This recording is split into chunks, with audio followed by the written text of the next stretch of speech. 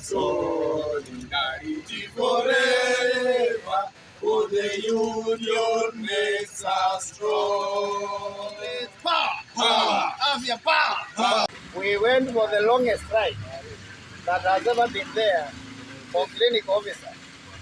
99 days for the county government and for 122 days for the Ministry of Health. The end of this strike was by a return to work agreement that was midwifed by the Employment, Labor and Labor Relations Code. And the same return to work agreement was registered by the Employment and Labor Relations Code. And by that, it became an order of the court. But the ministry and the county government have not fully implemented the return to work agreement, given that the deadline for implementation was the first day of September 2024. We have done numerous letters, they have refused to respond. And so we are saying they're in breach of the return to work agreement of the year 2024. And that is why we are here today to call them to account, and by that declare that we are calling for a strike in the next 14 days. That if then we do not have an end to the impunity in the Social Health Authority, and we do not have full implementation of the return to work agreement of 2024, all the clinic officers under the 47 counties under the Ministry of Health shall proceed on strike as from the midnight of 19th January. We had agreed that within 60 days of conclusion of the strike, we were to go back on the negotiating table and finalize our negotiation within 60 days. That has not happened. Promotion has not, and the redesignation has not happened also, which was to happen before 1st September 2024.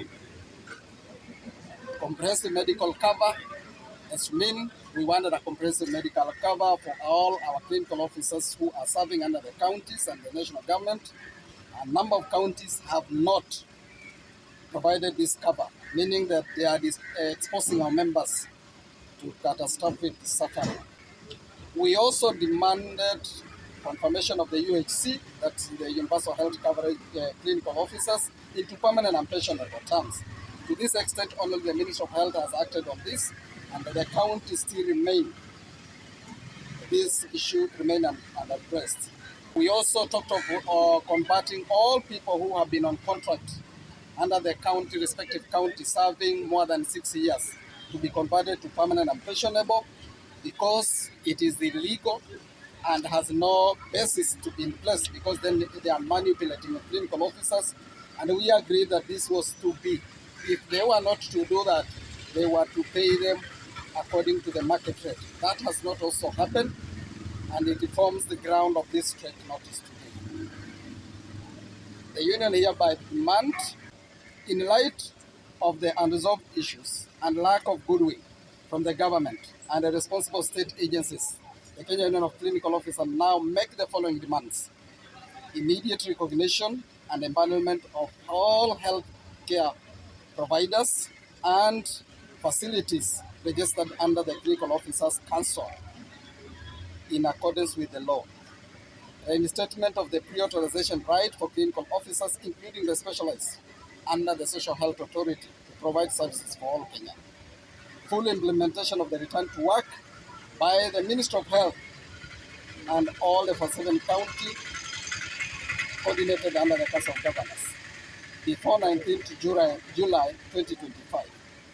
We therefore declare that failure to address these demands in full will leave the union with no option but to invoke Article 41 of the Constitution of Kenya, together with the relevant legal framework,